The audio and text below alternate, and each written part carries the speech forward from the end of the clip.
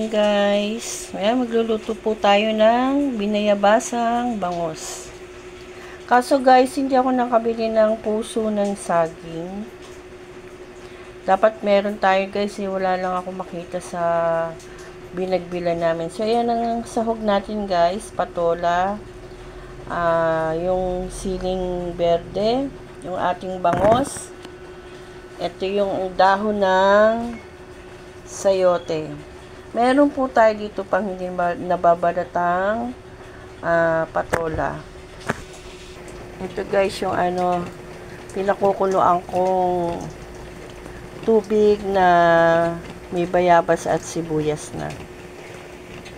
Ayan guys, ay kumukulo maigi. So dito si partner, tutulungan tayo pisa ng mga bayabas guys. Tandahan po, mainit yan. Para kumatas yung asim ng bayabas.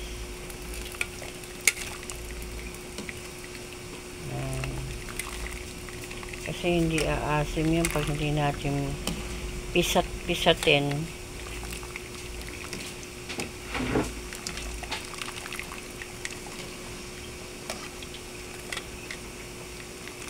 Ayun guys, oh.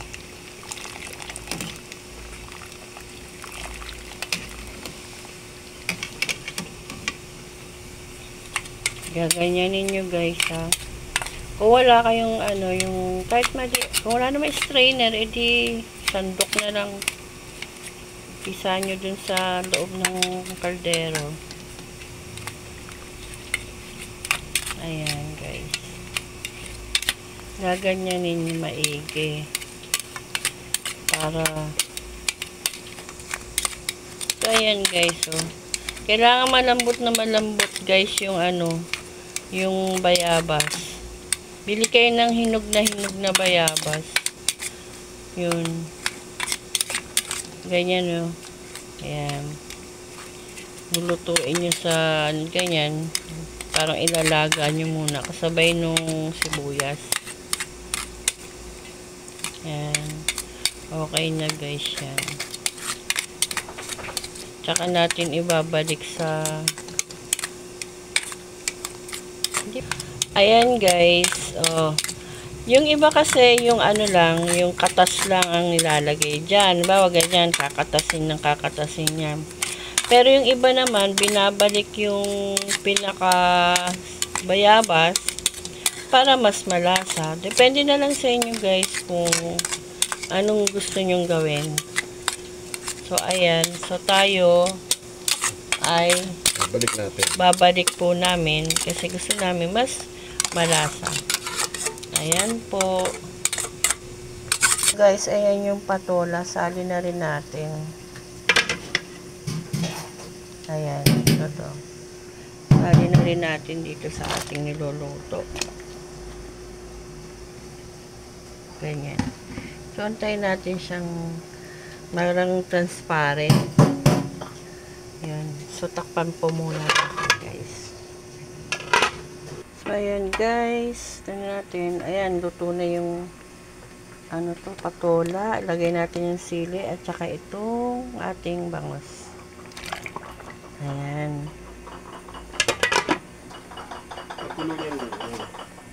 So ayan guys, tignan natin ulit. Ayan. Tahimik ka, hindi pa kumukulo.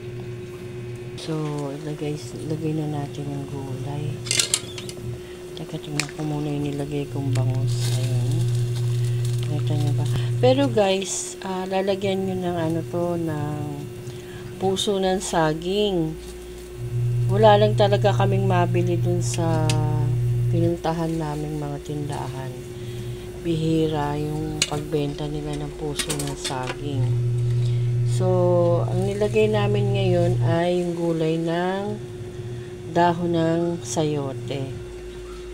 So, ayan guys. So, dahon ng sayote yan.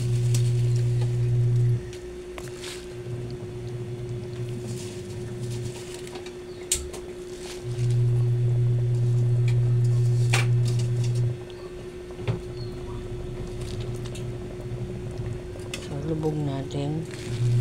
para maluto. Ayan, tapos saka natin iahon yung iba para malo na talaga sila malo na siya. Ganyan po, para hindi naman madurog yung ating mga bangus. Ayan. So titimplahan na lang to guys ng asin. Ayan, ng asin o kung patis lagay nyo, pwede rin. Ganyan po. So pakuluin na lang natin to guys. So guys, tingnan natin ha. Ayan, kumukulo na siya. So lagyan natin ng asin. Dami yata ng asin ko. Konti lang. Ayan. Ayan. Balik natin. Guys, tara tingnan natin. So ayan. Luto na yan guys. So ang ating menu for today is binayabasang bangus. Sinigang sa bayabas. Bangus na sinigang sa bayabas. O binayabasang bangus. So, huwag niyong kalimutan ilagay ang puso ng saging. Alternative lang po namin yung dahon ng sayote. So, see you guys next time. Maraming salamat po for watching. Please like, share, and subscribe po. Salamat!